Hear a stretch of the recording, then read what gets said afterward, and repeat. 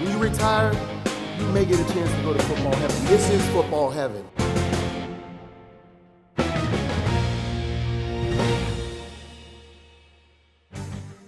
Hey guys, welcome to The Mission. I'm your host, Jameer Howerton, and we hope that you have been enjoying our series of podcasts where we are getting the opportunity to honor this year's Black College Football Hall of Famers. And today, I am so blessed to be joined by the pride of Livingstone College, Super Bowl 35 champion, and the New England Patriots legend. Mr. Ben Coates is joining us right here on The Mission. Ben, how you doing, sir? I'm doing great today. I wish I'd have got here a little earlier, but, that was my fault. So I'm here. Let's roll. Let's do it. Let's roll. Let's do it, man. First and foremost, congratulations. It's so much definitely in order. Over the course of your career, you have accomplished so much. But when you received that notification that you were being honored and you were being inducted into this year's Black College Football Hall of Fame, what did that mean to you and your college football legacy? It meant so much to me going to a HBCU school, and you see a lot of guys going in every year. I'm like, okay, I'm waiting. Am I going to get my opportunity? And, when it actually came through, I was just honored when I got the phone call to notify me that I was in Black College Hall of Fame. This is one I've been waiting on for a while. I'm waiting on one more, but if I get this one right here, this is the granddaddy of them all, coming from HBCU. Ben, you look at Livingstone College, and I also check back and I see that you didn't start playing high school football until your senior year. But more importantly, why did you decide on going to a historical HBCU and Livingstone College? Well, originally, my father had passed that year. I was in the midst of, I want to go to the military to follow my father and my brothers.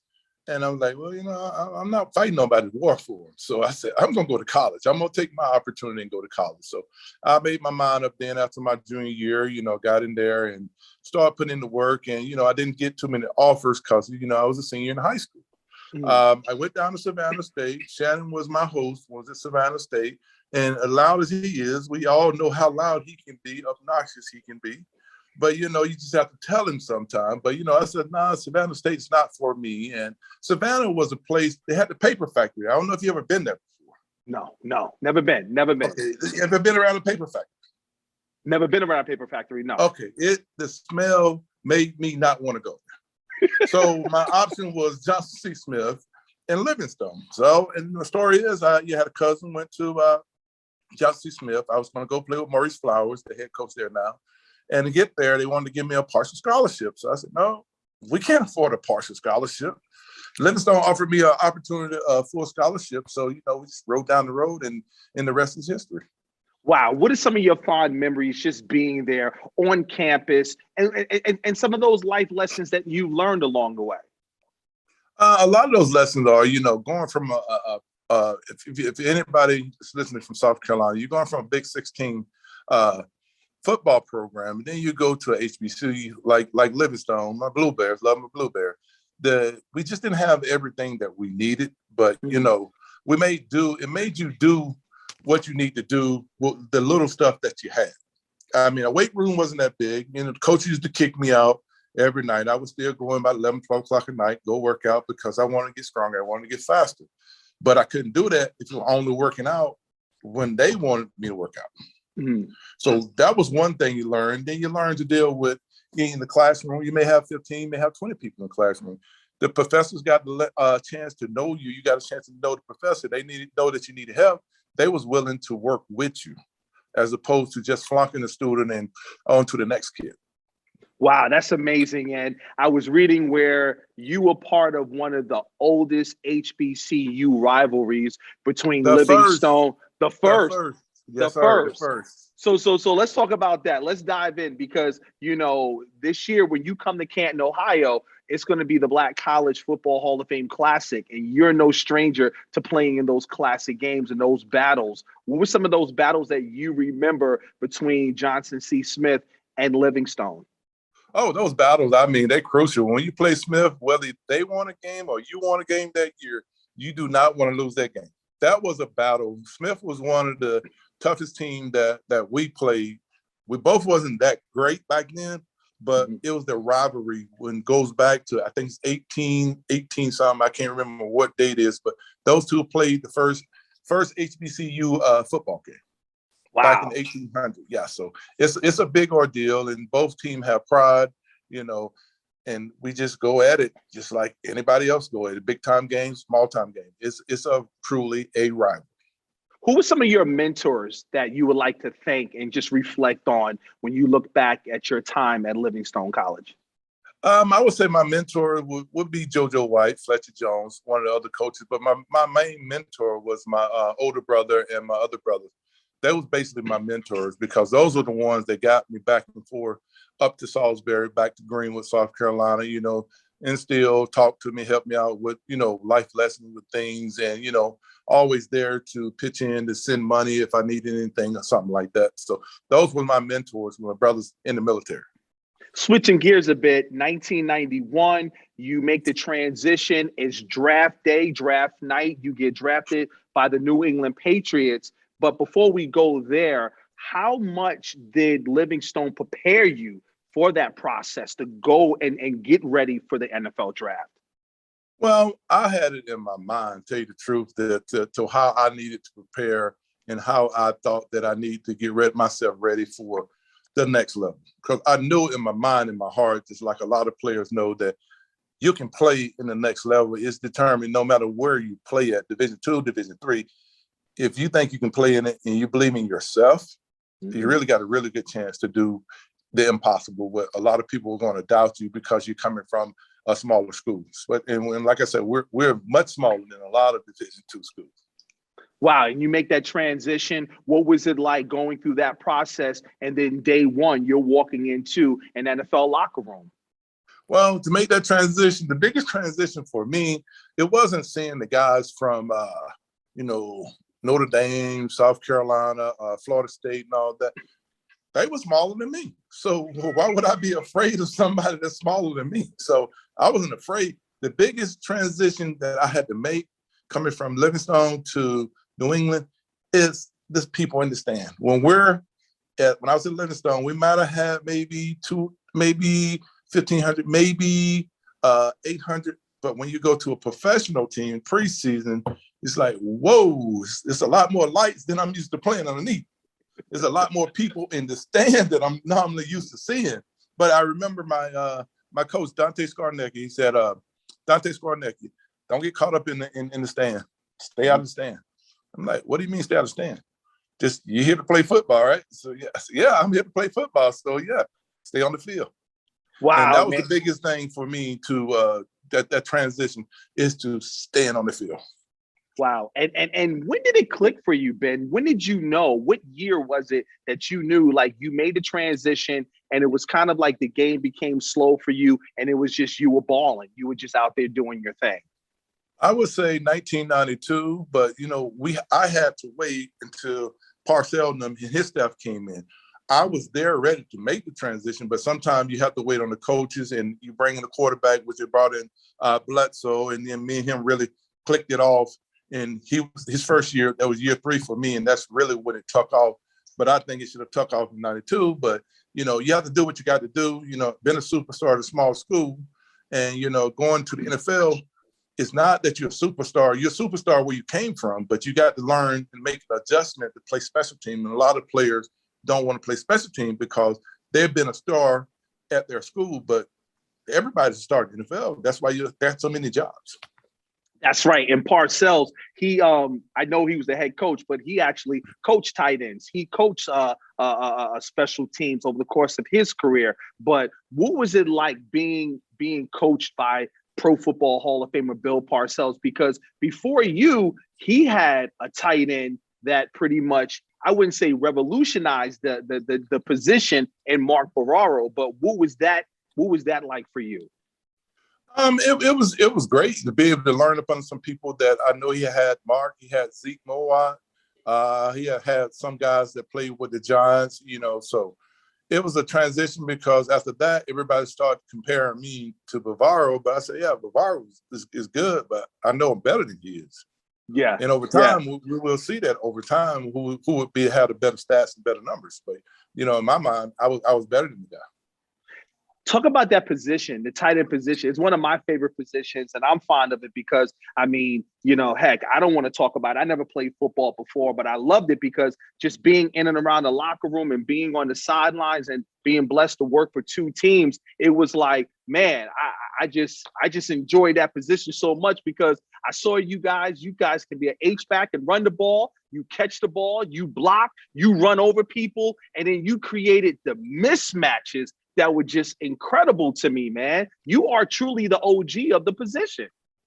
Well, originally, what you have to do, and I'm not knocking any guys that are out there now. The game and everything has transitioned, but back in the day, to play for Parcells, you had to be a complete tight end. You got to be able to run block, you got to be able to pass block, you got to get in the backfield, you got the motion, you may get a draw, you may line up in the slot. I mean, you can line up in multiple positions. That's why it's always, for a good tight end, it's hard to cover him because you never know where he's going to line up. Most guys, okay, he's going to line up here 80% of the time. But, okay, when you move him, how are you going to match up?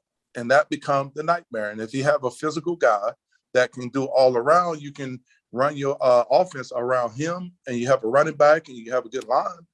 What are you going to do to him? I mean, you can try to put 2 or 3 people on him, but he may be a decoy. Right. The original 87 OG for the New England Patriots. I hope Gronk knows that. Does he realize that? Does he pay homage? Well, he have seen all the highlights and stuff up there. So with him, I'm glad he broke the records because everybody's like, you find Gronk breaking your record, man. Records are meant to be broken, and I'm happy. I'm fine with it. Right. What are your thoughts on the Travis Kelce's of the world, and even for you, Tony Gonzalez was a pup for you, and seeing those type of guys and the Mark Andrews, and seeing how that position has revolutionized?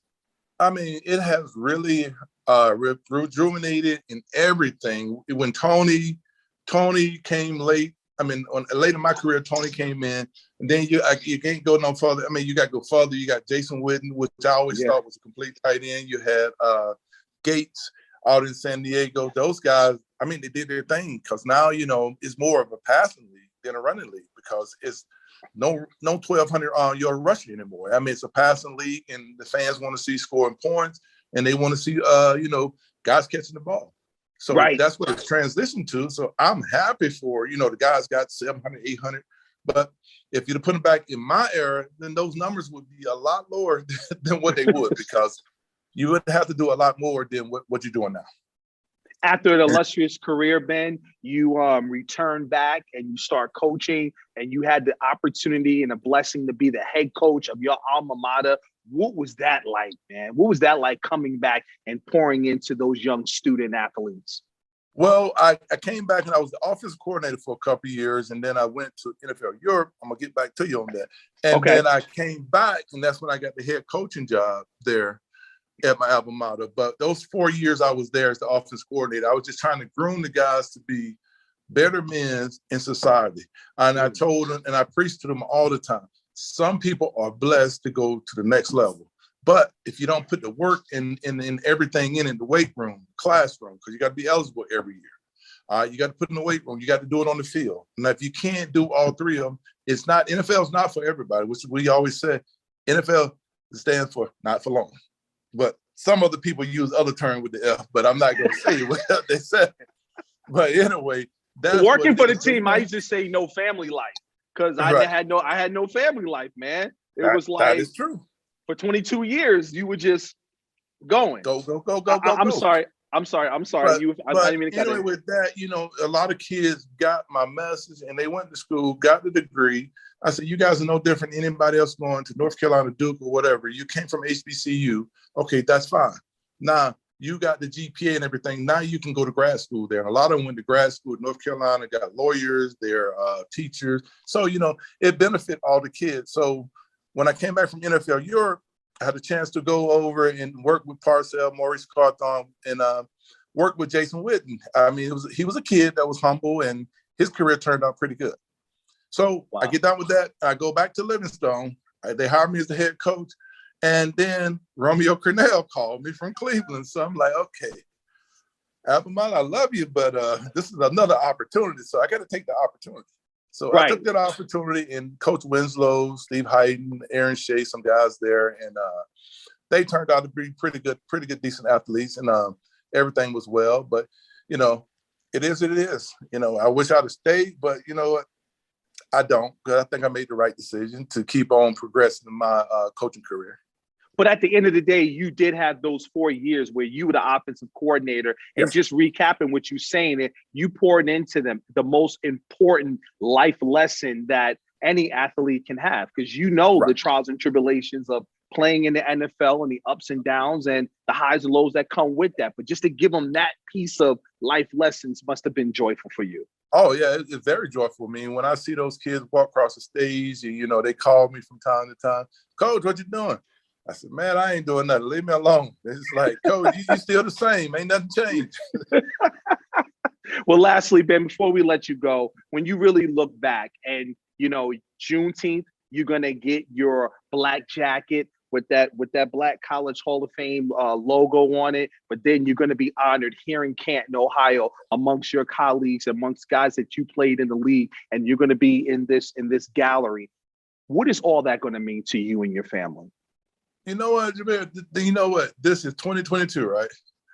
I spent 10 years. I played 10 years. You know, I never, ever played in the Hall of Fame game.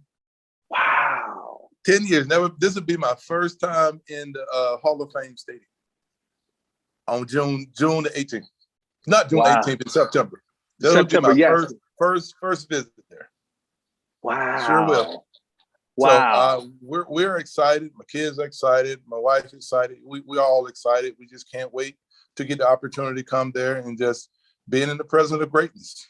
And likewise, we can't wait to honor you, sir. And we want to thank you so much for joining us for this series of honoring our Black College Football Hall of Famers. Ladies and gentlemen, Mr. Ben Coates joined us here on The Mission. Well, this concludes our 3-part series of honoring some of the members of this year's class of the Black College Football Hall of Fame 2022. We look forward to honoring the entire class during this year's Labor Day weekend here at the Pro Football Hall of Fame. And on behalf of the Hall, we would like to congratulate Ben Coates, Donald Driver, John Big Train Moody, Roscoe Nance, Nate Newton, William Billy Nix, and Sammy White. For more information on how you can get involved with this year's classic, visit blackcollegefootballhof.org. Once again, that's blackcollegefootballhof.org. Well, coming up in the month of May, we'll get a chance to meet some sports professionals that are doing some magnificent work, not only in the boardroom, but in their community as well. We'll hear their stories and so much more right here on The Mission. I'm Jameer Howerton. We'll see you next time.